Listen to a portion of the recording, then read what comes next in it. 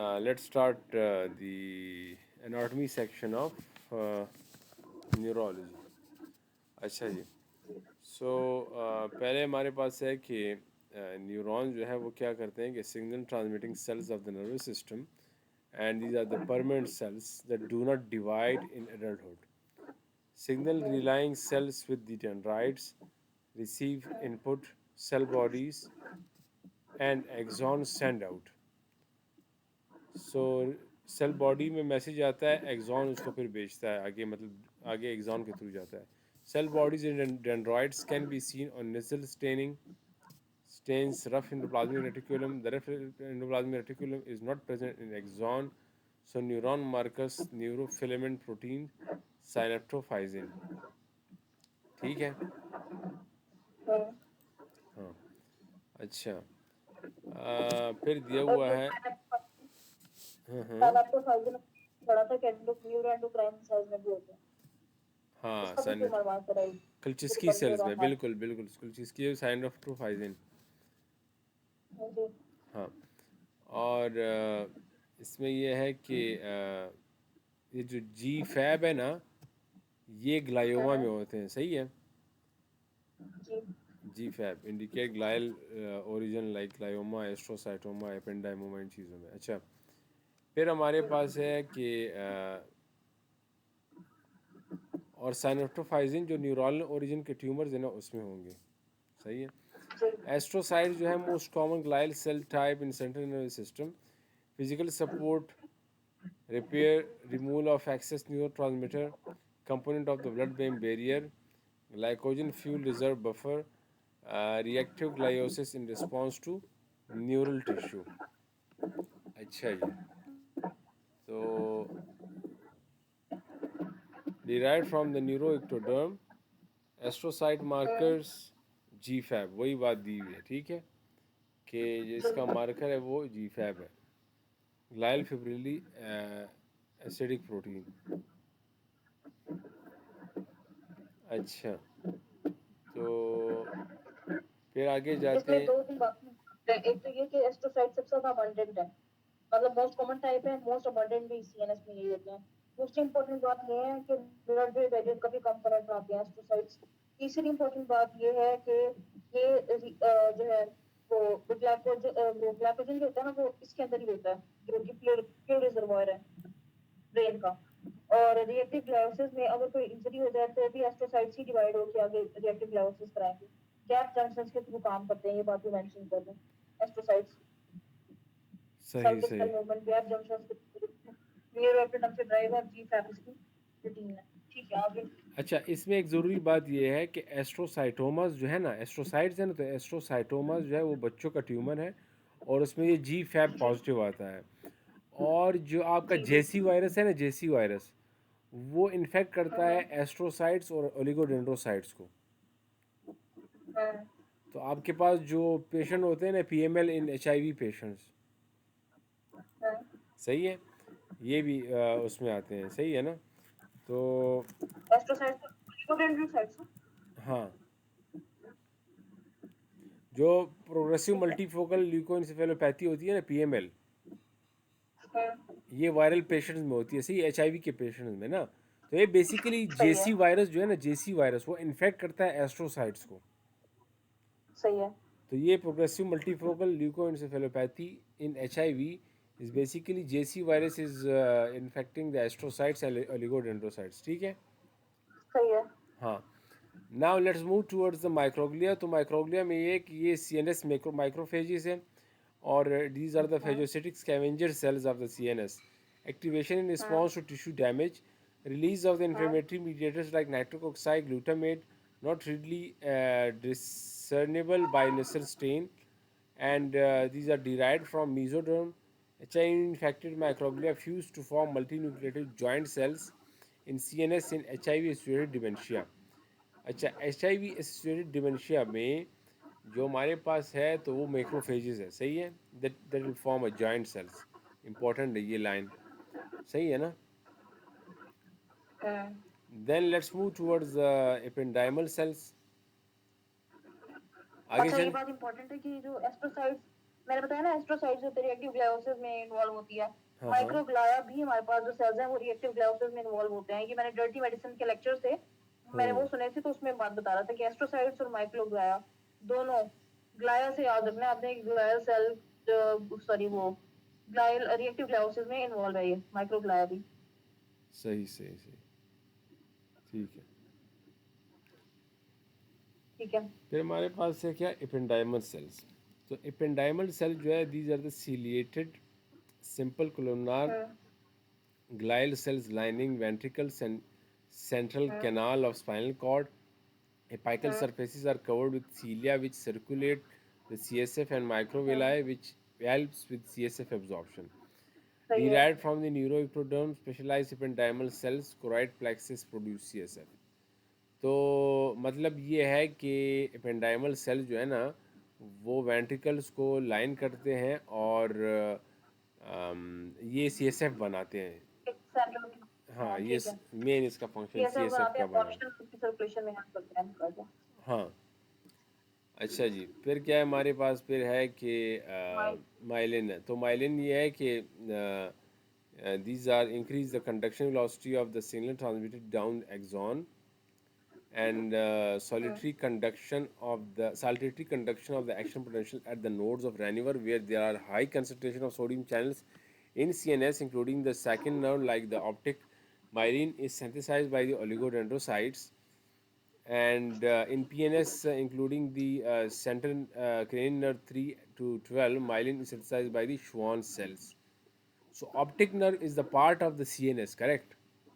Ji ji. So oligodendrocyte is forming it, and remaining nerves part of the PNS and Schwann cells are forming it. So uh, myelin multiple, it's like a multi-layer wrapping of the electrical insulation. सही है, formed around the axon. सो अब let's say आपके पास एक जगह पे node of रेनिवर है, तो वहाँ पर सोडियम चैनल की कंडक्शन ज़्यादा होती है और फिर रैप होता है, इंसुलेटिंग एजेंट होता है, उसमें आर पार कुछ नहीं जा सकता। फिर नोड ऑफ रेनिवर आ जाता है, तो वो जंपिंग जंपिंग फॉर्म में जल्दी जल्दी मैसेज पास हो रहा होता है। ठीक है। हाँ, तो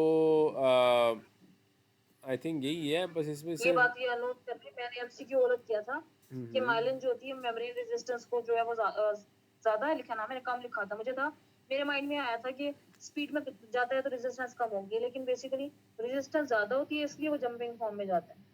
जहां जहां उसको रेजिस्टेंस ज्यादा मिलेगी वहां वो पास ही नहीं करेगा, बल्कि उस जगह से जंप करके अगले नोट पे इस तरह जाता है। इसलिए मेम्ब्रेन की रेजिस्टेंस को माइलिन बढ़ा देती है। हाँ, देखिए ये इस तरह क्वेश्चन था कि जो length constant of the neuron है ना, एक time constant of the hmm neuron है, एक length constant of the neuron है। तो लेंथ कांस्टेंट जो है वो इस तरह है कि जो आपने बात कही ना, जितना आप ज़्यादा मेम्ब्रेन रेजिस्टेंस प्रोवाइड करोगी उतना लॉन्गर प्रोपगेशन होगा। जी। सही है, और जितना कम रेजिस्टेंस होगा अक्रॉस द वॉल उतना शॉर्टर प्रोपगेशन होगा। सही सही है, है। मैं वोल्टेज की बात कर रहा हूँ। दूसरी तरफ फिर ये सही है है। कि वो टाइम कांस्टेंट आ जाता है, वो थोड़ा सा कंफ्यूजिंग कंसेप्ट है, लेकिन फॉर द टाइम बीइंग जो रेजिस्टेंस से रिलेटेड बात है ना वो ये है। सही है ना? ठीक है। हाँ। अच्छा, अब आगे चलते हैं, तो आगे बात करते हैं कि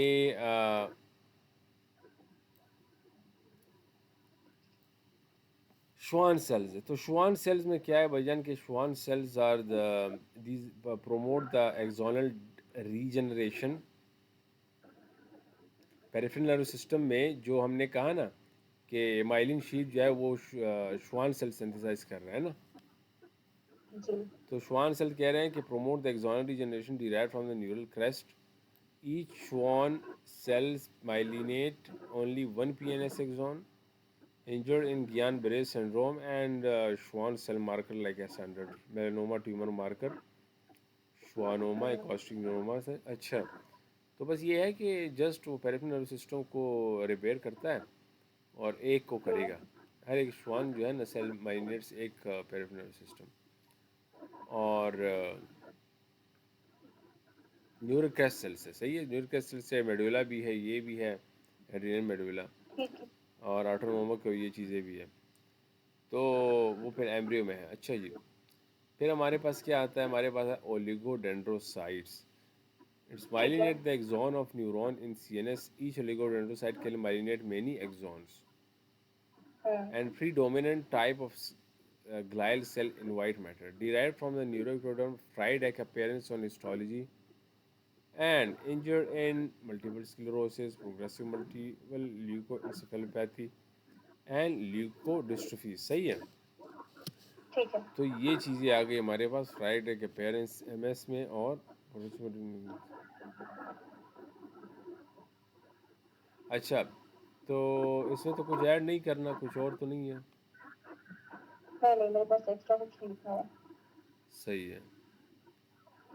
अच्छा जी, तो असल में ये जो एस्ट्रोसाइट्स है ना, एस्ट्रोसाइट्स, अगर आपको एक डायग्राम याद हो कि जो एस्ट्रोसाइट्स है ये मल्टीपल, मतलब इसमें ना जो न्यूरॉन्स होते हैं या जो सेल बॉडीज होते हैं उसके साथ कनेक्टेड होते हैं। जी जी, याद है मुझे। हाँ, तो एक डायग्राम था ना एस्ट्रोसाइट्स वाला, उससे रिलेटेड भी कुछ क्वेश्चन आया था। फिर ये माइक्रोग्लिया। अच्छा, फिर आगे जाते हैं, हम लोग बात करते हैं किस चीज़ पर, neuron action potential. Neuron action potential में बात करते हैं। तो रेस्टिंग में पोटेंशियल में ये है कि पोटाशियम मोर परमिएबल है। सही है। और अब अगर इसको देखा जाए इस तरह कि एट रेस्ट जो है तो न्यूरॉन जो है ना उसका वोल्टेज -70 होता है। ठीक है, -70 मिलीवोल्ट। और इसको मेंटेन कोर करता है, उसको मेंटेन करता है लीक ऑफ पोटाशियम। सही है, जो कि बाहर सेल से बाहर जाते हैं। और फिर सोडियम जो है ना वो डिपोलराइज करता है चैनल्स को। तो ये सोडियम जो आ जाते हैं अंदर तो वो वोल्टेज को बढ़ा देता है। फिर सोडियम चैनल ओपन हो जाते हैं एग्जॉन में असल ना, और फिर प्रोपोगेशन होती है। तो जो एग्जॉन का टर्मिनल होता है उसमें कैल्शियम चैनल ओपन हो जाते हैं।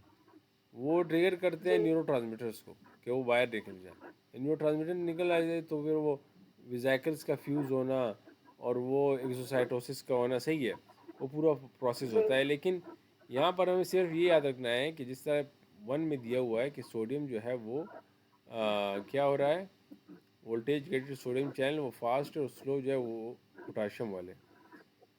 तो रेस्टिंग मेम्ब्रेन पे पोटाशियम मोर परमिएबल है सोडियम से, और voltage gated sodium potassium channel दोनों बंद है। सही है, ठीक है। दोनों चैनल 1 नंबर इमेज में बंद दिए हुए हैं, इनएक्टिवेटेड है।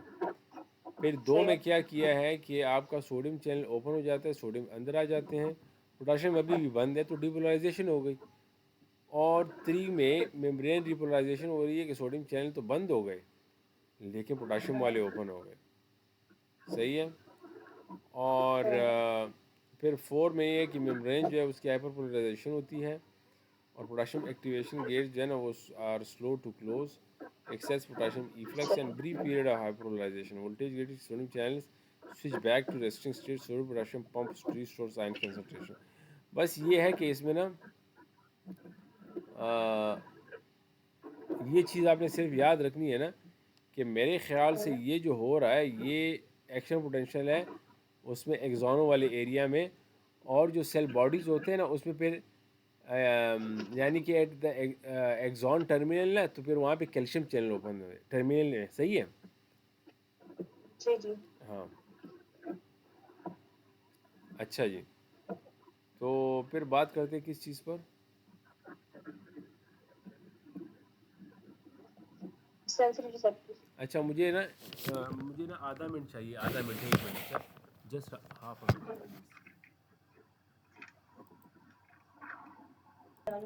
अच्छा, ये इसमें ना आप एक चीज़ सिर्फ मुझे ज़रूरी लगता है वो ये है कि हमारे पास ना ये खैर अभी आगे पढ़ेंगे भी ये, लेकिन जो नर्व फाइबर्स है ना इसके 3 किस्म है। सही है। तो जो इसमें ना ए डेल्टा वाले हैं ना, ए डेल्टा वाले ये है छोटे हैं। सही है, स्मॉल माइलिनेटेड फाइबर है जी ये, और ये कोल्ड और पेन के लिए है। जी। और जो अल्फ़ा वाले हैं ये फिर माइलिनेटेड है, लार्ज माइलिनेटेड है। पेन, प्रोप्रियोसेप्शन, टच इसके लिए है। और जो सी फाइबर ठीक है है। ये अनमाइलिनेटेड है और ये टेम्परेचर और वार्म इसके लिए है, ठीक है, वार्म और पेन के लिए है। तो आगे जाते हैं और उस पर बात करते हैं अपना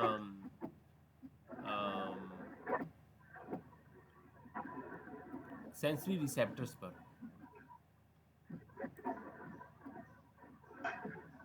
जी।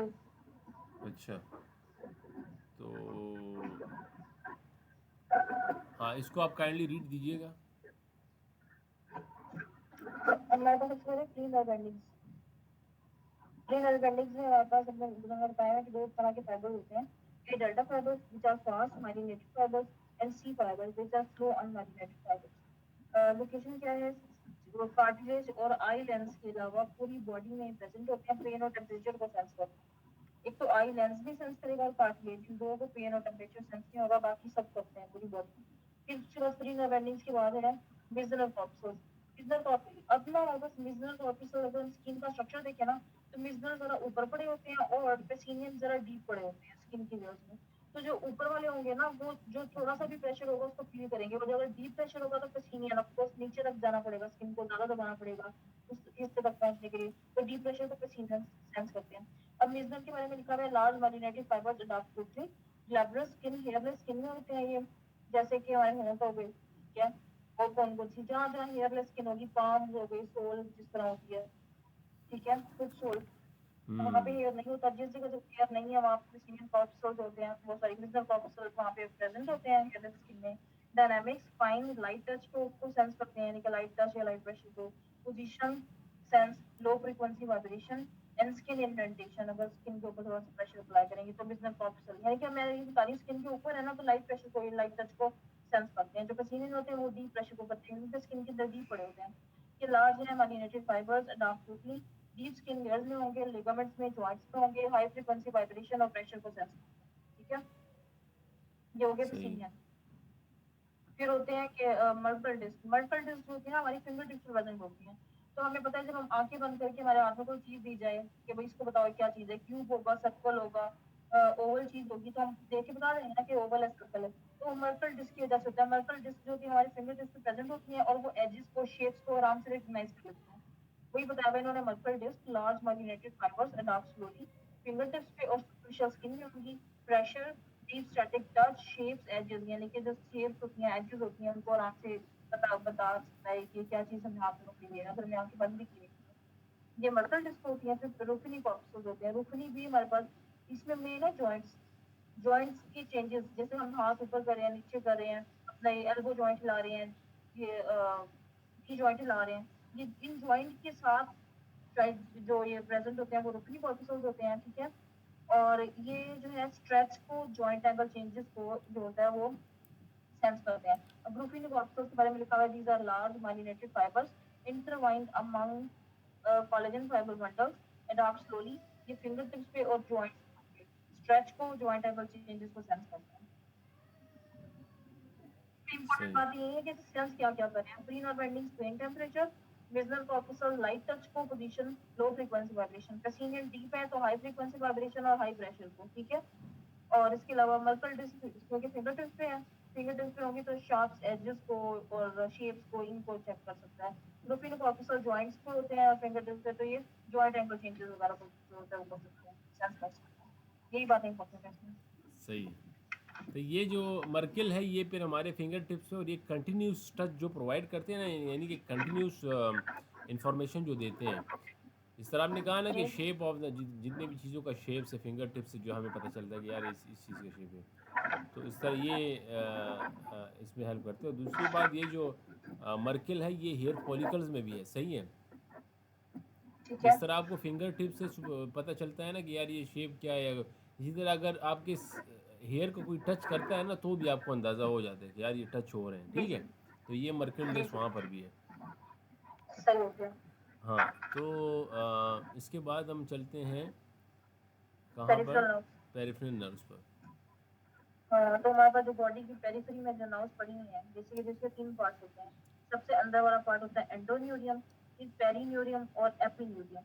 अब इन्होंने स्ट्रक्चर दिखाया हुआ है, देखिए नर्व फाइबर दिखाए हुए हैं यहाँ पे, उसके अराउंड नर्व फाइबर्स का जो बंडल है, उसके सब सब जो जो को क्लोज किया हुआ है उसको एंडोन्यूरियम कहते हैं, ठीक है। और उसके बाद एंडो यानी कि देखिए आप ये जो ब्रॉन टॉन दिखाया है बेसिकली। अब जो नर्व फाइबर है ना, एक नर्व फाइबर है। एंडोन्यूरियम जो होती है वो कनेक्टिव टिश्यू की लेयर होती है जो उसने इसको नर्व फाइबर को किया होता है, तो कवर किया होता है, वो होता है एंडोन्यूरियम। फिर जिसने इस एंडोन्यूरियम को कवर किया हुआ है पूरे बंडल को, उसको कहते हैं पेरीन्यूरियम। और देखिए इस पूरे स्ट्रक्चर में ही पेरिफेरल नर्व के अंदर डिफरेंट हमारे पास पेरीन्यूरियम पड़े हैं, देखिए और भी इतने सारे पड़े हुए हैं, और उन सबको जिसने कवर किया हुआ है उसको एपिन्यूरियम कहते हैं, सबसे बाहर वाली सर्कल। वो इन्होंने स्ट्रक्चर बताया था इधर के endoneurium thin supportive connective tissue that enhances and supports individual myelinated fibers may be affected in Guillain-Barré syndrome. Her nerve fibre के अराउंड, ये जो नर्व फाइबर दिखा रहा है, हर फाइबर के अराउंड एक लेयर होती है जिसको एंडोन्यूरियम कहते हैं, और ये गुइलेन-बारे सिंड्रोम में इफेक्ट हो सकती है। पेरिन्यूरियम के बारे में बताया गया। पेरिन्यूरियम वो वाला जो पूरे बंडल को कवर कर रहा है। Perineurium blood nerve permeability area surround the fascicle of nerve, पूरे फेसिकल को कवर करता है। और एपिन्यूरियम जो होता है dense connective tissue that surround the entire nerve, और जो डिफरेंट वेसिकल्स होते हैं नर्व के अंदर उस पूरी को जिसने कवर किया होगा उसको हम कहेंगे epineurium. Dense connective tissue that surrounds the entire nerve vesicles and blood vessels, ठीक है, जो सप्लाई करेंगे उसके अंदर वो भी होती हैं। बस यही है इसमें पेरिफेरल नर्व में। फिर क्रोमेटोलाइसिस के बारे में बताया गया है कि हमारे पास अगर एक्सोनल इंजरी होती है ना, कोई भी एक्सोन डैमेज हो गया, तो हमारी जो न्यूरॉन सेल बॉडी होती है वो किस तरह से रिएक्ट करती है, उस रिएक्शन को कहते हैं क्रोमेटोलाइसिस। अब इसमें क्या होता है, एक मिनट होल्ड कीजिएगा। जी जी। का नंबर, मेरी मम्मा का नंबर, आप आपको दूं? मम्मा किचन में है, मम्मा को मैं बता रही थी आपको क्रोमेटोलाइसिस। हम्म। अब न्यूरॉनल सेल, अगर कोई भी एक्सोनल इंजरी होती है तो हमारी जो न्यूरॉन सेल बॉडी होती है उसका जो रिएक्शन होगा वो क्रोमेटोलाइसिस होगा। कैसे, क्या क्या चेंजेस आते हैं जब भी एक्सोनल इंजरी होगी? प्रोटीन सेंसेस, हमारी जो नर्व सेल बॉडी है वो प्रोटीन सेंसेस को बढ़ा देगी in effort to repair the damage axon, ठीक है। अब ये लाइन लिखी हुई है, reaction of neuronal cell body to axonal injury changes reflect increased protein synthesis in effort to repair the damaged axon characterized by round cellular swelling। अब देखिए यहाँ पे जो सेल बॉडी है, नीचे डायग्राम दिखाई गया ना, उसमें उन्होंने दिखाया हुआ है चेंजेस बताए हुए हैं। सबसे पहले चेंज बताया हुआ है कि जो हमारी सेल बॉडी होगी उसमें स्वेलिंग हो जाएगी, सेल बॉडी का साइज थोड़ा बढ़ गया है, राउंड सेलुलर स्वेलिंग। फिर क्या होगा, डिस्प्ले, अब जो न्यूक्लियस पड़ा था सेंटर में पहले, अब वो पेरिफेरी की तरफ डिस्प्लेस हो गया, displacement of nucleus to periphery. तीसरा क्या चेंज दिखाया हुआ है कि नेजल सब्सटेंस होते हैं वो वहाँ पे, यानी कि जो ये इसको वर्ड का यूज करते हैं, ग्रेन्यूल्स टाइप होते हैं जो पूरे सेल में फैले हुए होंगे, ठीक है। नेजल सब्सटेंस पूरे, बेसिकली ना जब भी कोई डैमेज होता है तो हमारा रफ एंडोप्लाज्मिक रेटिकुलम होता है, उसने डैमेज को रिपेयर करना है, प्रोटीन्स बनानी है, सब चीजें रफ एंडोप्लाज्मिक रेटिकुलम होता है ना काम। तो जी। जब हमारे पास रफ एंडोप्लाज्मिक रेटिकुलम बढ़ जाएगा तो नेजल ग्रेन्यूल बढ़ जाएंगे, तो वहीं से बनते हैं ना रफ एंडोप्लाज्मिक रेटिकुलम से ग्रेन्यूल्स। तो सही। इसलिए यहाँ पे उन्होंने दिखाया है कि डिस्पर्शन ऑफ नेजल सब्सटेंस वो पूरी उसमें फैल चुका है, डिवाइड हो चुका है, क्योंकि अब रफ एंडोप्लाज्मिक रेटिकुलम का फंक्शन बढ़ गया है, इससे रफ एंडोप्लाज्मिक रेटिकुलम ज्यादा हो गया, उसी वजह से ग्रेन्यूल ज्यादा हो गए हैं। ये तीनों चेंजेस आएंगे, ठीक है, प्रॉक्सिमल साइड पे। बट डिस्टल साइड क्या चेंजेस आते हैं, अब डिस्टल साइड पे देखें। अब एक्सॉन की होगी रिट्रैक्शन, यानी कि जो नर्व पहले लंबी सी थी ना वो रिट्रैक्ट होकर थोड़ी छोटी होगी, एक्सोनल रिट्रैक्शन होगी। इसके अलावा जो जो माइलिन चीज यहाँ पे एक्सॉन की डैमेज होने की वजह से माइलिन डेब्रिस होगा, साइट ऑफ डैमेज उन्होंने दिखाई हुई है। फिर कि जहाँ पे साइट ऑफ डैमेज है उसके आगे जो माइलिन होगी वो ब्रेक डाउन होने के बाद माइलिन डेब्रिस में कन्वर्ट हो जाएगा। माइक्रोग्लिया आएंगे, यहाँ पे दिखाए माइक्रोग्लिया इन्फिल्ट्रेशन दिखाई हुई है। माइक्रोग्लिया आएंगे, इसको डेब्रिस को क्लियर करेंगे डिस्टल एंड पे, ठीक है, जिसको वेलिडियन डीजनरेशन भी कहते हैं। अब इसको पढ़ेंगे तो सारा समझ आ जाएगा। अब उन्होंने सही। बताया है कि round cellular swelling, displacement of nucleus to periphery and dispersion of nasal substance on cytoplasm. Wallerian degeneration क्या होता है? Disintegration of axon and myelin sheath distal to the site of axonal injury. जहाँ पे डैमेज हुआ था उसके distally myelin भी damage हुआ है, यानी कि माइलिन डेब्रिस वगैरह आ गया है, माइक्रोग्लिया की इन्फिल्ट्रेशन हुई है, ठीक है। वही बातें बताएंगी है कि disintegration of axon and myelin sheath distal to site of axonal injury with macrophages removing debris proximal to the injury। uh, proximal to injury क्या होगा, axon retracts and cell body sprouts new protrusions that grow towards other neuron for potential reinnervation। अब जो जो site of damage था उसके पीछे पे नए हमारे पास जो होंगे वो बनना शुरू हो जाएंगे, प्रोट्रूजन्स बनना शुरू हो जाएंगे, ठीक है। और रीनर्वेशन होगी, मतलब वहाँ पे surge preparation for axonal regeneration and functional recovery. मतलब जो एक्सोन डैमेज हुआ था उसकी जगह नए हमारे पास वो बनना शुरू हो गए, स्प्राउट्स बनना शुरू हो गए, तो हमारे पास रीजनरेशन होना शुरू हो गई है एक्सोनल, ठीक है। सही है। ये तो आगे बताया हमने कि राउंड स्वेलिंग लेटरल हाँ पेरिफेरी की तरफ चला गया, नेजल ग्लैंड जो है वो ज़्यादा हो गए हैं। डिस्टल टू क्या होगा, इंजरी माइलन डेब्रिस पड़ा हुआ है, माइक्रोग्लिया आएंगे वहाँ पे उसको क्लियर करेंगे, जिसको वैलेंट रीजनरेशन कहते भाई, हैं। ये पूरे ये सब डायग्राम चीज़ें में बताई आई इसमें। थिंक ये पूरा बताया हुआ है ना, जो आपने बताया कि जो सेल बॉडीज है वो उसकी स्वेलिंग हो गई, राउंडेड सेल स्वेलिंग, न्यूक्लियस आपका पेरिफेरी पे चला गया और नेसल बॉडी स्प्रेड हो गए, और जब ये इंजरी के बाद ये पूरा मैकेनिज्म बता रहे। अब बच्चा ये साइड ऑफ डैमेज जो बताया, माइलिन डेब्रिस बन गए, मैक्रोफेजेस आ गए ना, तो बेसिकली अब ये जो ओलिगोडेंड्रोसाइट्स है ना, ये इनहिबिटरी फैक्टर्स रिलीज करते हैं, सही है। तो मतलब सीएनएस में एक्सोनल डिजेनरेशन नहीं होती फिर, सही, मतलब क्रेनियन नर्व वन जो है सही। ना, ऑप्थेल्मिक एंड ऑप्टिक नर्व, इसमें आपके पास एक्सोनल डिजेनरेशन नहीं होती, बिकॉज ओलिगोडेंड्रोसाइट जो है वो आपके इनहिबिटरी फैक्टर रिलीज करते हैं। और आपका जो श्वान सेल्स है वो फिर ये हाँ, मैकेनिज्म कर रहा है जो आप बता रही थी, ठीक है। ये जो वेलेरियन, ये जो मतलब इनहिबिटरी फैक्टर कब रिलीज करेंगे? जब सीएनएस वाली न्यूरॉन्स। इंजरी होती है, ओलिगोडेंड्रोसाइट ये रिलीज करते हैं फिर, सही है। अच्छा अच्छा, इसलिए सीएनएस वाला जो होता है रिपेयर नहीं होता फिर। हाँ, उसमें नहीं होता रिपेयर। अच्छा, यहाँ पर ये है कि वेलेरियन में ना, ये जो प्रोसेस आपने बताया ना पूरा, कि प्रॉक्सिमल इंजरी हो गई, जी। एक्सॉन रिट्रैक्ट्स हो गए, सेल बॉडी जो है ना वो स्प्राउट्स, न्यू प्रोट्रूजन्स, और फिर वो मतलब री इनर्वेशन, सही है। ये जो री इनर्वेशन वाला मैकेनिज्म है बहुत इंपॉर्टेंट है ये एक्सॉनल रीजनरेशन जी, में और मेन एक इसका बात ये। काम है, और ये श्वान हाँ सेल्स के थ्रू हाँ, होता है, टाइम सही का। है, यानी कि विद द हेल्प ऑफ श्वान जी। सेल्स होता है। और इसमें क्या होता है, अगर ये रीजनरेशन ठीक तरीके से ना हो, लेट्स सपोज हमने बताया ना कि distal to side of injury वो सारा एक्सॉन जो हो गया वो माइक्रोस को क्लियर कर देंगे डेब्रिस को, अब नए स्प्राउट्स बनेंगे। अब नए स्प्राउट्स अपने उस ओरिजिन तक जाएंगे ना, मतलब अब लोकेशन तक या मदर तक जहाँ वो पहले उठाएंगे। हम्म। मतलब एक्सॉन किसी साइड पे बंद हो रहा होता है ना, यानी कि सप्लाई कर रहा होता है। अब लेट वो एक्सॉन डैमेज हो गया, लेकिन उसके बाद नए स्पॉट बने तो उस जगह पे नहीं पहुंचे, डिफरेंट जगह पे जाना शुरू हो गए, क्योंकि एग्जाम को टारगेट ही नहीं मिल रहा अपना। जो हम्म। एग्जाम को टारगेट मिलेगा तो डिफरेंट बनेंगे और वहीं पे डेंस फ्रैक्शन बन जाएगा एग्जाम का, क्योंकि अपने टारगेट तक पहुंच जा रहा। तो जब इस सही। तरह की कंडीशन में जब रीजनरेशन के वक्त एग्जाम को अपना टारगेट नहीं मिलता, तो इस तरह का रिजल्ट मिलता है हमें एग्जाम का, ठीक है। उसको हम कहते हैं न्यूरोमा, ठीक है, इसको कहते हैं कि हम्म। न्यूरोमा बन गया वहाँ पे। अब बिल्कुल। इसमें कि वही होता है कि सोडियम चैनल ज्यादा होंगे, रिएक्शन पोटेंशियल को। अब क्या होगा उन एग्जाम्स की ज्यादा होने की वजह से, थोड़ा सा भी वहाँ पेन होगा तो इतने ज्यादा एग्जाम्स होने की वजह से आउटपुट में क्या आएगा, बहुत ज्यादा सवेयर हमें पेन फील होगा। कोई नीडल भी लगेगी तो सवेयर पेन होगा न्यूरोमा में, जिस जगह पे न्यूरोमा है। सही सही क्योंकि सही। वहाँ इतने सारे एग्जाम्स हो गए हैं अभी इकट्ठे, तो वो इतने सारे जब सिग्नल लेके आएंगे आउटपुट, बहुत ज्यादा शदीद पेन होगा पेशेंट को। सही है। तो फिर आगे neuro transmitter changes with disease. Neurotransmitter में ये है कि आपके पास जो आपका एसिटाइल कोलिन है, इसकी लोकेशन क्या है, बेजल न्यूक्लियस ऑफ माइनर, ये फोर ब्रेन में है, सही है। तो यहाँ पे ये ठीक क्या है। हो रहा है, इस यहाँ पे ये बन रहा है, माइनर्ड पे बन रहा है, सही है, माइनर्ड में। और इसमें ये है कि अल्जाइमर में ये जो है ये कम हो जाता है, हंटिंगटन में भी ये कम है, और पार्किंसन में ये ज़्यादा है। अब अगर आप देखें कि एसिटाइल कोलिन जो है, इसका फंक्शन क्या था, इनहिबिटरी था ना ये। जी जी। तो एसिटाइल कोलिन इनहिबिटरी है ना, इनहिबिटरी कैसे है? मतलब इनहिबिटरी न्यूरोट्रांसमीटर में आता है। मुझे भूल नहीं रखी इनहिबिटरी नाम। अच्छा, चलो इसका फिर इसका शायद आगे आ भी जाएगा, या फार्मा में ये इसका डिटेल पढ़ भी लेंगे। फॉर द टाइम बिंग हम सिर्फ इतना समझते हैं कि भाईजान एसिटाइल कोलिन जो है ये हमारे पास हंटिंगटन्स एंड अल्जाइमर में कम हो जाते हैं, सही है, ठीक है। एंड पार्किंसन में ज़्यादा होते हैं। तो अब अगर आप बात करें। पार्किंसन। हम्म। पार्किंसन में जब इतनी ज्यादा मूवमेंट होती है, मेरे ख्याल से तो ये स्टिमुलेटरी नहीं है, स्टेरल इनहिबिटरी कब है?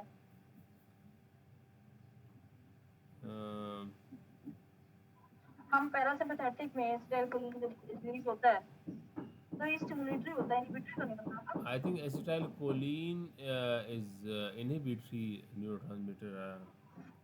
मुझे तो ये लगता है। गाबा हो गया ना, गाबा हो गया इनहिबिटर को, हम्म। ग्लूटामेट और इस टाइप की इनहिबिटर नहीं होता, मुझे अच्छा, तो ऐसा ये लगता है। आई थिंक इट इज़ ना कि न्यूरो ये डिपेंड करता है कि ये किस एक्ट कहाँ पर है? रिसेप्टर्स पर एक्ट कर रहे हैं, ठीक है। तो है अगर लेट्स से ये M2 वाले का रिसेप्टर पे एक्ट करेंगे ना। एम, हाँ एग्जैक्टली। अब M1 2 3 4 5 है, तो ये डिपेंड करता है कि किस पे एक्ट कर रहा है। अगर ये M1 पे और 3 पे एक्ट करेगा ना, एम हम्म। वन पे 3 पे और 5 पे तो इनहिबिटरी होगा, और 2 पे और 4 पे स्टिमुलेटरी होगा। सही है, तो इट्स लाइक M2 वाले हार्ट पे है और ये वाले M2 वाले जो है ना वो इनहिबिटरी है, क्योंकि अगर आपने देखा हो ना parasympathetic style choline decrease the heart हाँ रेट, सही है। लेकिन ये जो एग्जैक्टली, और स्मूथ पैरासिम्पथेटिक भी मसल्स हैं M2 हर और वक्त आपके पास जो ग्लैंड्स है इस पे फिर ये M3 वाले हैं जो कि एक्साइटेटरी है, सही है, ब्रोंको कंस्ट्रक्शन वगैरह करते हैं। सही हो गया। और इसी वजह एस्थमा जी जी। में पैरासिम्पैथो लाइक लिटिक देते हैं। और निकोटीनिक रिसेप्टर जनरली इसके एक्साइटेटरी है। बहरहाल, ये जो अगर आप देखें अल्जाइमर में, तो अल्जाइमर एंड हंटिंगटन में कम है और पार्किंसन में ज़्यादा है, तो आई थिंक ये वाला इफेक्ट इसका वो इस स्टिमुलेटरी है, सही है। आई थिंक ठीक है। पार्किंसन में जो अस्टाइलकोलिन का रोल है, क्योंकि पार्किंसन में ज़्यादा है, तो इसका ये रोल यहाँ पर एक्साइटेटरी है। और अल्जाइमर सही है। में, हाँ। तो अच्छा, अब अगर डोपामीन को देखें ना, हाँ अब हम गलत जगह पे पढ़ रहे थे, असल में प्रॉब्लम डोपामीन का आप देखें, वेंट्रल टिगमेंटन, सही है, मिड ब्रेन, सबसेंशिया नाइग्रा। तो यहाँ पर ये डिप्रेशन में कम है, स्किज़ोफ्रीनिया में ज़्यादा है, हंटिंगटन में ज़्यादा है और पार्किंसन में कम है। तो डोपामीन जो है बेसिकली इट्स एक्साइटेटरी ना, और डिप्रेशन में कम मैंने हो। तो जब मैंने जब भी याद किया था ना, तो मैंने इसको इस तरीके से याद किया था कि ये जो न्यूरोट्रांसमीटर्स होंगे, ये बढ़ेंगे किस किस में, क्योंकि ऑलमोस्ट सारे सब में कम हो रहे हैं सिवाय 2 3 के जो बढ़ रहे हैं, मैंने वो याद किए थे। मैंने किया था एसिटाइलकोलिन पार्किंसन में बढ़ता है, बाकी दोनों में कम हो रहा है, सिर्फ बढ़ने वाला याद करें। पार्किंसन में एसिटाइलकोलिन बढ़ेगा, ठीक है। और डोपामीन किस में बढ़ता है? डोपामीन शिजोफ्रेनिया और हंटिंगटन दोनों में बढ़ेगा, बाकी दो में कम हो रहा है, इसको छोड़ दें। शिजोफ्रेनिया और हंटिंगटन में डोपामिन बढ़ता है। अब हमें पता है आपको डिप्रेशन में तो डोपामिन कम ही होना है, पार्किंसन और डिप्रेशन में डोपामिन कम होता है, हम्म। लेकिन शिजोफ्रेनिया और हंटिंगटन में ज्यादा होगा, और स्टेरोक्विन पार्किंसन में ज्यादा होता है। और फिर आ जाए इधर नीचे, नीचे आ जाए उस पे नोरेपिनेफ्रिन पे। नोरेपिनेफ्रिन जो होता है वो एंग्जाइटी में बढ़ता है, दैट्स इट, बाकी सब कम होता है। अच्छा। एसिटाइलकोलिन सिर्फ एक बढ़ेगा पार्किंसन डिजीज में, पार्किंसन डिजीज में एसिटाइलकोलिन बढ़ रहा है, डोपामिन दो में बढ़ेगा, शिजोफ्रेनिया और हंटिंगटन में, ठीक है। और इसके अलावा नोरेपिनेफ्रिन का क्या होता है? नोरेपिनेफ्रिन सिर्फ एंग्जाइटी में बढ़ता है, बाकी सारे कम होते हैं। क्योंकि ये जब हम डिजीज पढ़ेंगे ना, तब हमें मैकेनिज्म के साथ समझ आएंगी चीजें, आगे आ जाएंगी सारी चीजें क्लियर हो जाएंगी, सारी चीजें। सही है। बाकी इसको भी हम टेबल को देख लेते हैं कि एसिटाइलकोलिन जो है बड़ा अल्जाइमर हंटिंगटन में कम हो रहा है, पार्किंसन में ज्यादा हो रहा है। और ये होता कहाँ पे? एलोकेशन क्या है? एसिटाइलकोलिन बनता है basal nuclear of midnight forebrain में बनता है, ठीक है। डोपामिन कहाँ बनता है? Ventral tegmental substantia nigra compacta midbrain में बन रहा है। और इसके अलावा अब वही डिप्रेशन में कम होगा, ये पार्किंसन में कम होगा, हंटिंगटन और शिजोफ्रेनिया में बढ़ेगा। तो गाबा की बात करते हैं, गाबा इनहिबिटरी होता है, एंग्जाइटी में गाबा जो है वो कम होगा, और हंटिंगटन में भी गाबा कम होगा, गाबा कम ही हो रहा है, ठीक है, दोनों में। बाकी न्यूक्लियस एक्कुम्बेंस ब्रेन की बेसल गैंग्लिया में बनता है ये गाबा। फिर आ जाते हैं नोरेपिनेफ्रिन पे। नोरेपिनेफ्रिन सिर्फ एंग्जाइटी में बढ़ रहा था, बाकी डिप्रेशन में कम हो रहा है। लोकस सेल्यूलस जो होता है उस पे बनता है ये बोन्स में, हम्म। ठीक है।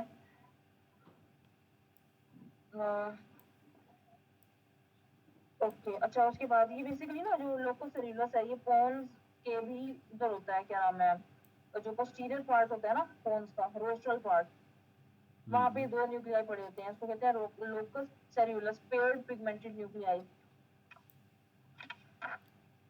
ठीक है। सही है। अच्छा, उसके बाद है सेरोटोनिन। सेरोटोनिन जो होता है वो पार्किंसन में भी कम हो रहा है, डिप्रेशन में भी कम हो रहा है, एंग्जाइटी में भी कम हो रहा है। तीनों में सेरोटोनिन कम हो रहा है। और ये कहाँ होता है? Raphe nucleus in brain stem. बस इनकी लोकेशंस अब याद करें। Acetylcholine basal nucleus of Meynert, dopamine ventral tegmentum, GABA nucleus accumbens in basal ganglia, और नोरेपिनेफ्रिन हमने पढ़ा लोकस सेरुलस में बनता है, और हम्म। सेरोटोनिन का बनता है raphe nucleus in brain stem. इसको एक बार देख लें, बाकी आगे ये चीजें आएंगी तो क्लियर हो जाएंगी सारी, कभी रटा लगाने की जरूरत नहीं है। सही है।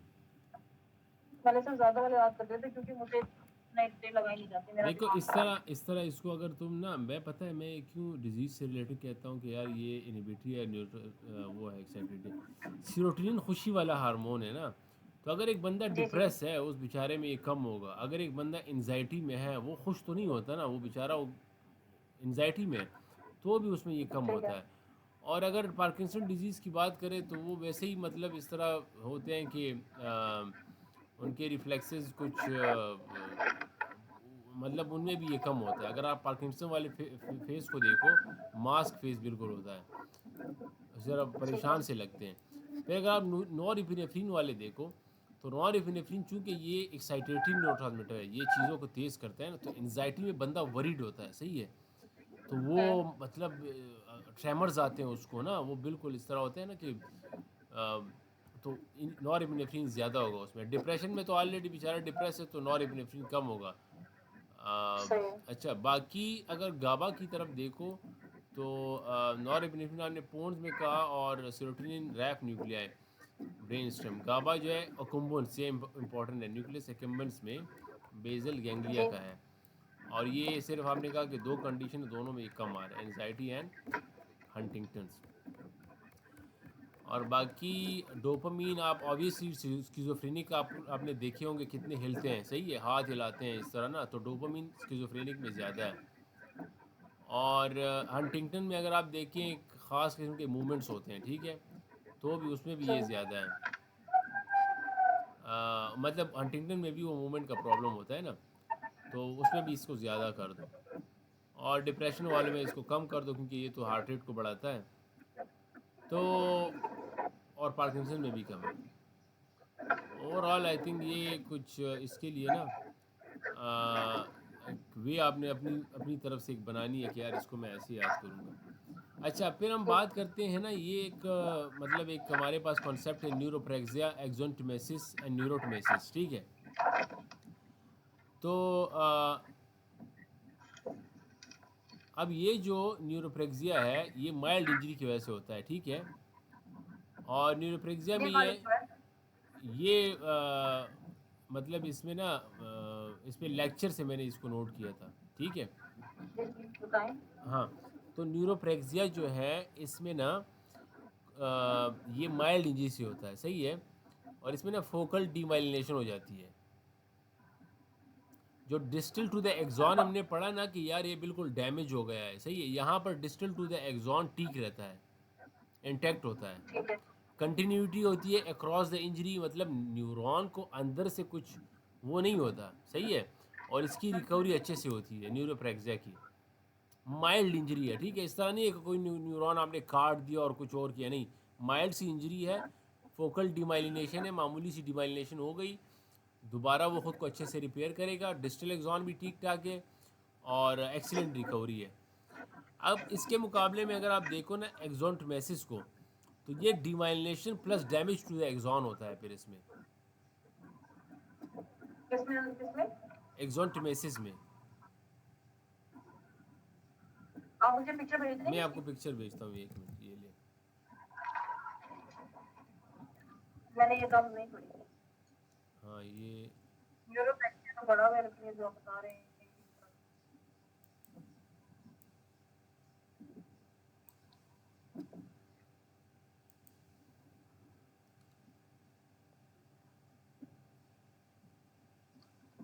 अच्छा जी।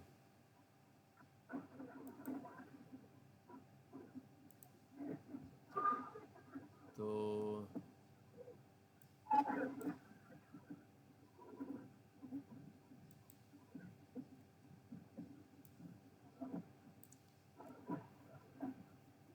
एक मिनट, ये मैं व्हाट्सएप के थ्रू आपको भेजता हूँ।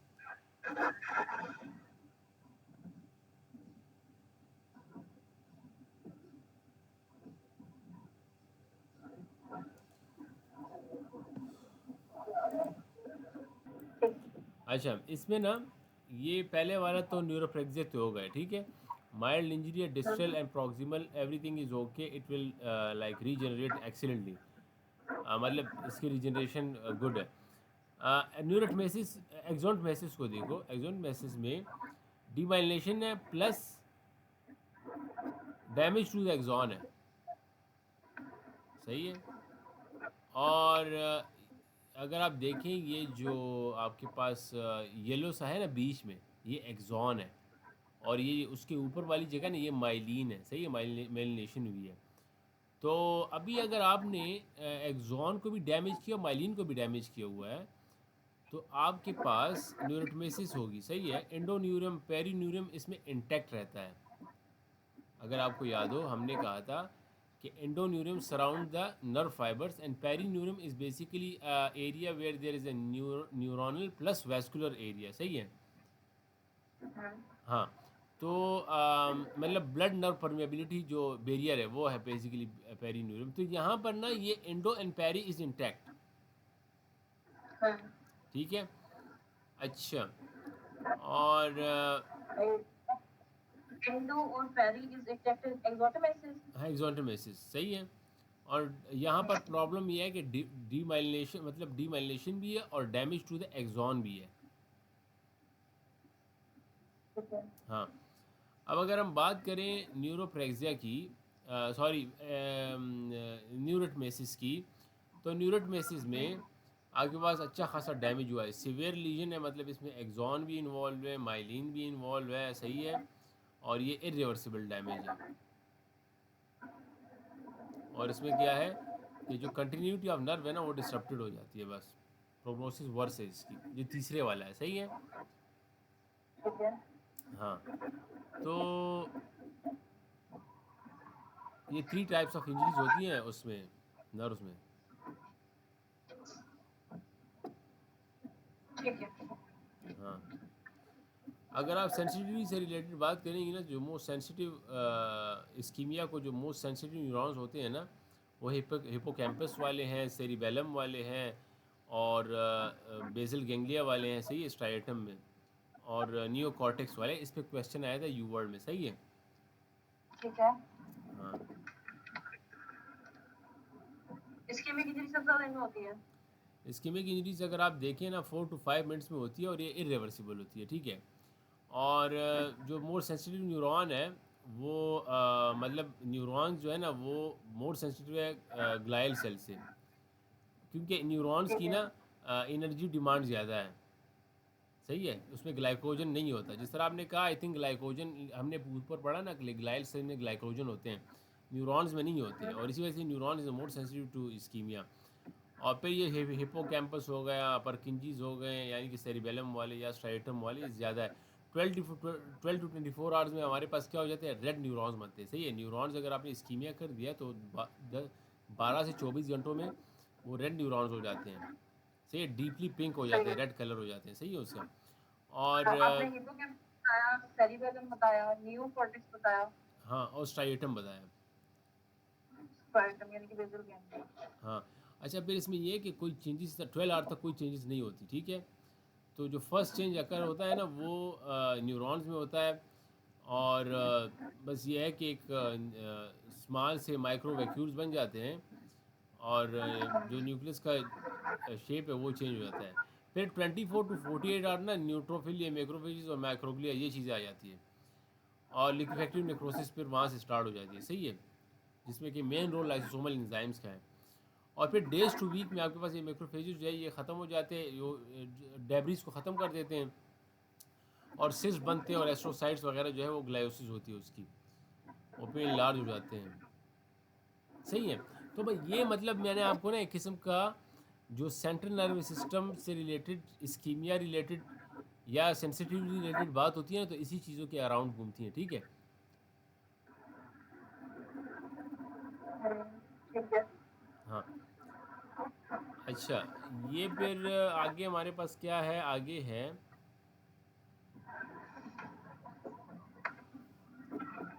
अच्छा, यहाँ पर आगे मैं आप एक बता चीज़ मैनेजर। ऐड करना चाहूँगा। ये जो चार्ट है ना डॉक्टर हेमन, ये जो चार्ट है ये बहुत इम्पोर्टेंट है। और इसमें ना अ, आप अगर देखिए, हमने ग्लूटामेट नहीं पढ़ा ना, तो ग्लूटामेट भी इसमें आपने ठीक। वो करना है, डालना है कि जो मेजर यानी कि एक्साइटेटरी न्यूरोट्रांसमीटर में आता है, ठीक है। ग्लूटामेट किस ठीक है, रिसेप्टर पे ग्लूटामेट ऐड किस करता है? हाँ, ग्लूटामेट इज एक्साइटेटरी। ये लाइन भी इंपॉर्टेंट है। Glutamate act over the NMDA receptor, इस पे भी क्वेश्चन आया है, सही है। इसका टारगेट ये होता है। और जो हंटिंगटन में है ना, जो डेथ होती है न्यूरॉन की, वो ग्लूटामेट की टॉक्सिसिटी की वजह से होती है। ज़्यादा होता है ग्लूटामेट की वजह हाँ, वो ज़्यादा से एनएमडीए रिसेप्टर बाइंड करते हैं, कैल्शियम की इन्फ्लक्स होती है, और कैल्शियम का इन्फ्लक्स जो है वो कॉज है आपके पास न्यूरोनल सेल डेथ की, सही है। से। सही है। हाँ, फिर अगर आप गाबा पे बात करोगी ना, तो गाबा इज़ बेसिकली ये इनहिबिटरी है ज़्यादातर, सही है। मतलब ज़्यादातर जगहों पे इट एक्ट एज इनहिबिटरी, ठीक है। और हाँ, अच्छा ग्लूटामेट ग्लूटामेट बनता कहाँ पे है? लोकेशन ऑफ सिंथेसिस कैसे?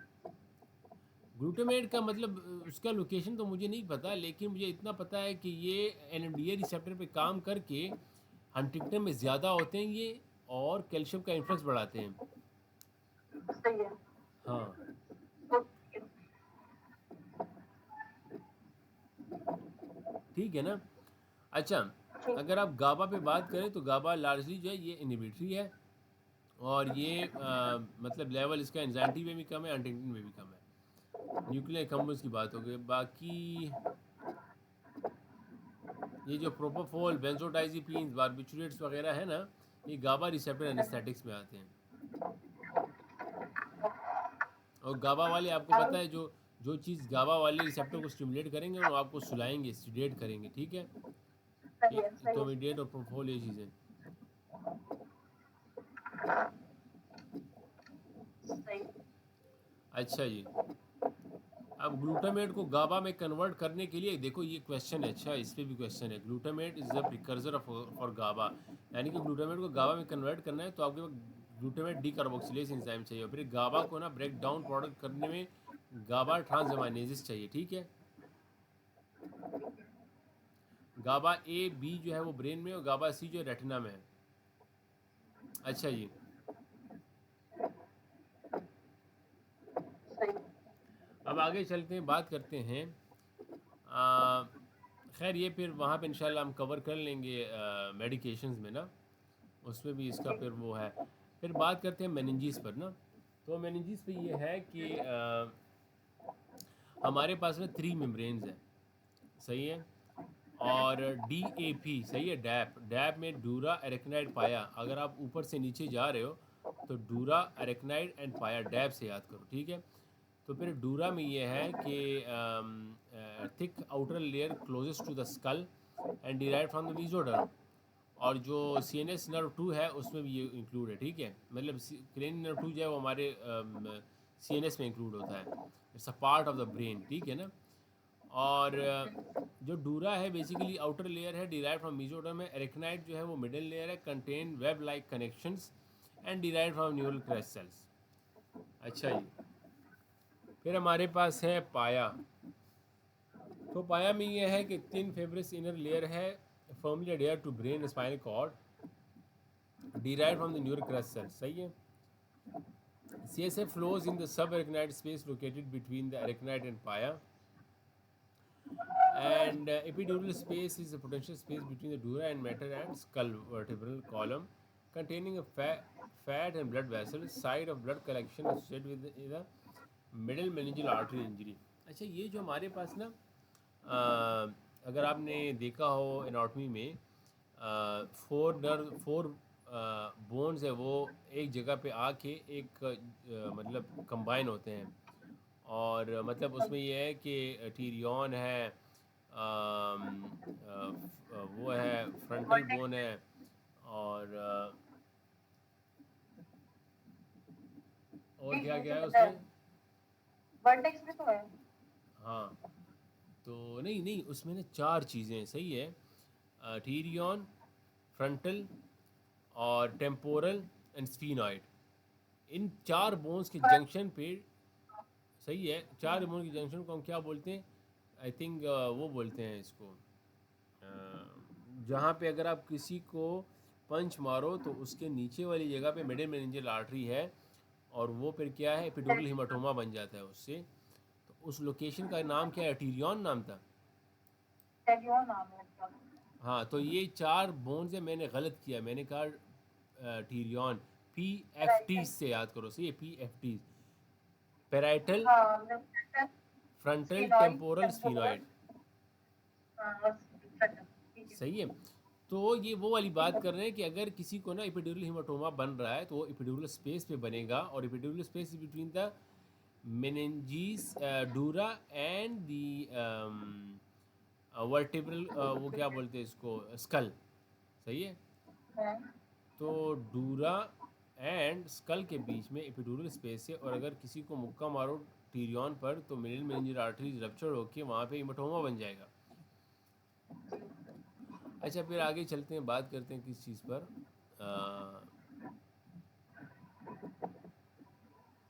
ब्लड ब्रेन बैरियर पर ना। तो ब्लड ब्रेन बैरियर का जी लिखा जी। हुआ है कि it's prevent the circulating blood substance like bacterias and drugs from reaching the CSF और CNS फॉर्म बाय 4 स्ट्रक्चर। सही है। इसमें है कि आपके पास टाइट जंक्शन है between the non fenestrated capillary endothelial cells, ठीक है। So, in between the capillary endothelial cells, there are tight junctions, and then there is a basement membrane, ठीक है, ठीक है। और then there is the pericytes, and then ठीक है। finally we have the astrocytes process. सही। So the glucose, all of these are the makes the blood-brain barrier. Hmm, So glucose and amino acids cross slowly by carrier-mediated transport mechanism. Non-polar lipid-soluble substance cross rapidly via diffusion, and then circumventricular organs with fenestrated capillaries and no blood barrier allows molecule in blood to affect the brain function. Area ठीक postrema, है। vomiting after the chemotherapy, organum vasculosum, lamina lamina terminal. terminalis, and then ये दोनों ऑर्गेनम वेस्कुलम ये osmo receptors में आते हैं which will sense the chemicals और osmolarity. Then we have the neurosecretory products to enter into the circulation like neurohypophysis, antidiuretic hormone release. ठीक है।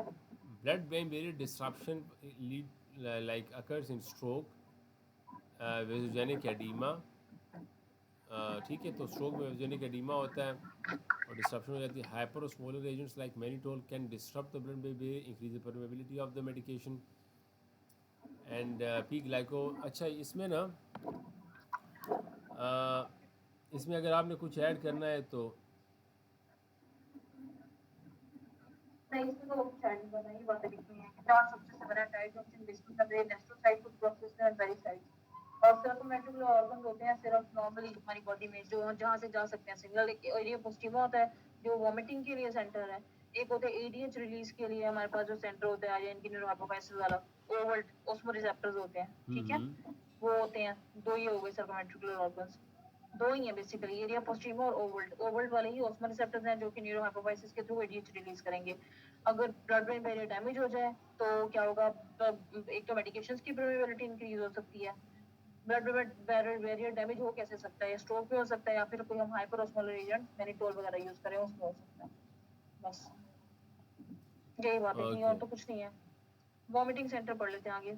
हाँ, तो बेसिकली इसमें सिर्फ इतना याद रखें, जो पैरासेलुलर एक्वस पाथवे है ना, इसमें आपके पास वाटर वाली चीज़ें अंदर जाएंगी। जो लाइपोफिलिक पाथवे है ट्रांससेलुलर, वो इसने अभी बताया कि लिपिड सॉल्युबल चीज़ें जाएंगी। सही है। फिर कैरियर जी मीडिएटेड ट्रांसपोर्ट में भी इन्होंने बताया हुआ है कि ग्लूकोज अमाइनो एसिड का, और रिसेप्टर मीडिएटेड ट्रांसपोर्ट जो इन्हें नहीं बताया उसमें इंसुलिन, ट्रांसफेरिन वगैरह ये चीज़ें। सही है, LDL। और फिर एड्जॉर्प्टिव मीडिएटेड ट्रांसपोर्ट होता है कि इसमें albumin and other plasma proteins आ जाते हैं। सही है। तो ये ये जाते हैं बेसिकली ऑलरेडी। मैं आपको ये डायग्राम भेज रहा हूँ, ठीक है। और ये मैंने इस पे चिपकाया हुआ था। एक मिनट, ये मैं ब्रेन की बात कर रहा हूँ, ठीक है, ब्रेन के जी लेवल पे जी, ये होता है। वही आप कह रहे हैं ना, ब्रेन में अगर कैरियर मीडिएटेड ट्रांसपोर्ट से ग्लूकोज माइनस जाते हैं, या लिपिड सॉल्युबल सब्सटेंसेस जो होते हैं वो डिफेन के थ्रू हाँ जाते हैं। ये ज़रा, बाकी वो हाँ ये ज़रा डायग्राम सिर्फ एक दफ़ा ओपन कीजिएगा और इसमें सिर्फ ये देखिएगा। पैरासेलुलर हाँ paracellular aqueous pathway water soluble agents आएंगे, और ट्रांससेलुलर लाइपोफिलिक पाथवे जो होती है लिपिड सोलुबल एजेंट्स आएंगे। कैरियर मीडिएटेड ट्रांसपोर्ट से ग्लूकोज अमीनो एसिड्स न्यूक्लियोसाइड्स आएंगे। रिसेप्टर मीडिएटेड होता है और एब्जॉर्प्टिव होता है। रिसेप्टर वाले से जाते हैं इंसुलिन, ट्रांसफरिन, एलडीएल, लेप्टिन, बेसिजिन, आगे को दो और सब्सटेंस है, ठीक है। और एब्जॉर्प्टिव मीडिएटेड ट्रांसपोर्ट से क्या जाएगा, albumin and other plasma proteins, ठीक है। सही हो गया। अच्छा जी, ये बात ज़रूरी है कि एरिया पोस्टीमा में जो कीमोथेरेपी है, वोमिटिंग होती है ना, तो इसके लिए जो इन्होंने लिखा हुआ है ना कि सर्कम वेंट्रिकुलर ऑर्गन, सही है, इसमें दोनों बातें ठीक आप है। अंडरलाइन कर दें, organum vasculosum, laminae terminalis and osmoreceptor, सही है। और कि ये बेसिकली ना it allows the molecule to enter to the to affect the brain, सही है। ठीक है। And then the then the neuro secretory products to enter into the ठीक है। circulation, सही है, इन दोनों ठीक लाइनों है। को। अच्छा जी, फिर आगे चलते हम बात करते हैं किस चीज़ पर, कि वोमिटिंग सेंटर जो है, तो coordinated by the nucleus tractus solitarius in the medulla, which receives information from the chemoreceptor trigger zone CTZ and located within the area postrema, ठीक है। और आपके पास इसमें ना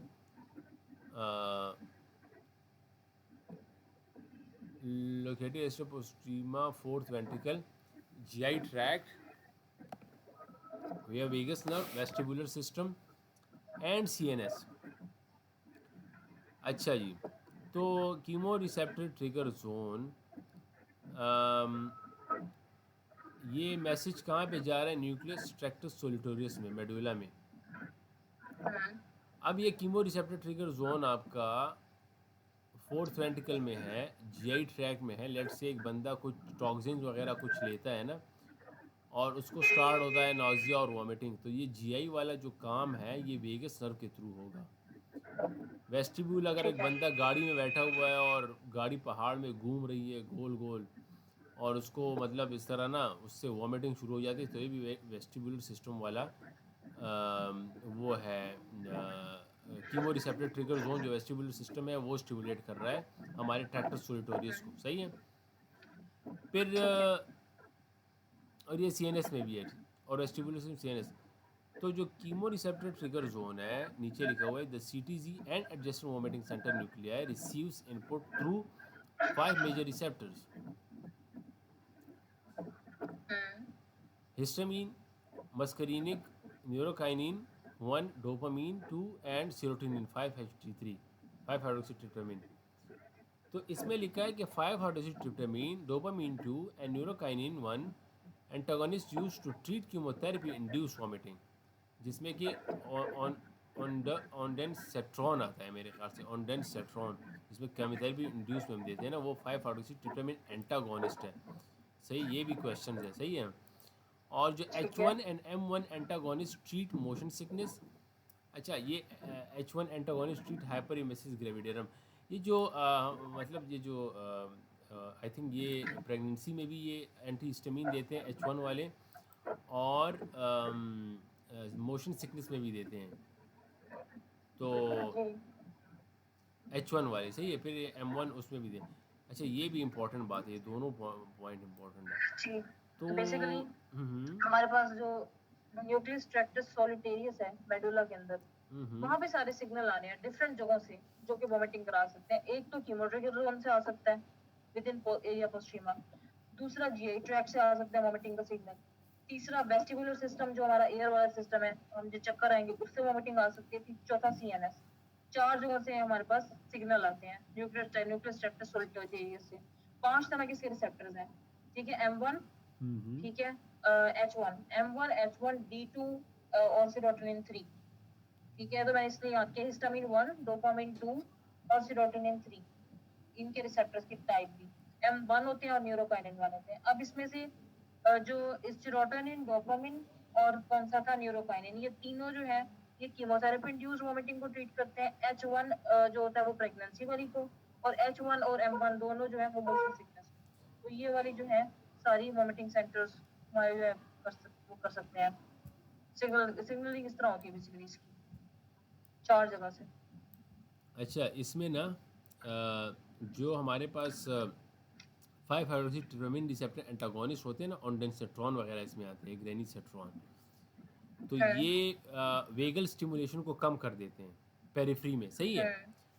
जो सही है। क्लोरक्रोमपेराजीन है, मेटाक्लोरप्रोमाइड वगैरह है, ये D2 रिसेप्टर वाले एंटागोनिस्ट हैं।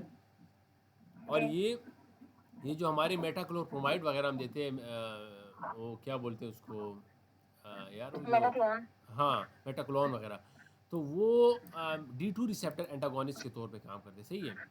और सही है। हमारा जो गैस्ट्रिक इम्पटिंग है उसको बढ़ा देते हैं, लोअर रिसेप्टर स्फिंक्टर के टोन को ज़्यादा कर देते हैं। तो ये उसमें फिर अच्छा है कि आप दें। ठीक है। अच्छा, ये जो एप्रीटेंट है, फोसाप्रीटेंट है, ये NK1 वाले हैं, न्यूरोकाइनिन 1 वाले रिसेप्टर एंटागोनिस्ट है, सही है। सब्सटेंस P रिसेप्टर्स पे जो एक्ट करते हैं। तो बेसिकली ना, मैं जो कहने का मकसद है वो ये है कि हमें ये नामों के पता होने चाहिए, और यानी कि ये ना, इससे रिलेटेड जितना भी डिटेल आपको पता होगा उतना बेहतर होगा। सिमेटिडिन, लोराटिडिन, फेक्सोफेनाडिन, सही है। तो ये सेकंड जनरेशन वाले हैं, ये भी H1 वाले काम करते हैं। फर्स्ट जनरेशन में डाइफेनहाइड्रामिन पढ़ लेंगे ये, और आई थिंक पढ़े भी है हम लोगों ने ये, सही है। हाँ, ये फर्स्ट जनरेशन में है। तो एंटी एलर्जिक वाले ये हो गए। अब जितने भी ये चीज़ें मैंने बताई ना, आप यकीन करो ये यूवर्ड वाली चीज़ें सारी, जी। यानी कि इस पे क्वेश्चंस आए हुए हैं, ठीक है। अच्छा, सही। अच्छा, ये हमारे पास आगे जब हम वो पढ़ेंगे ना, एंटीएमेटिक्स पढ़ेंगे फार्मा में, वहाँ पे सारा डायग्राम के साथ उन्होंने बता रहे हैं मेरे ख्याल से, वहाँ पे इसके साइड इफेक्ट्स वगैरह बाकी सब चीज़ें। ठीक है, ठीक है, सही है। अच्छा जी, ठीक है। अब जाते हैं हम लोग बात करते हैं, मुझे और ज़रा एक अब मिनट। मुझे 10 जी जी जी,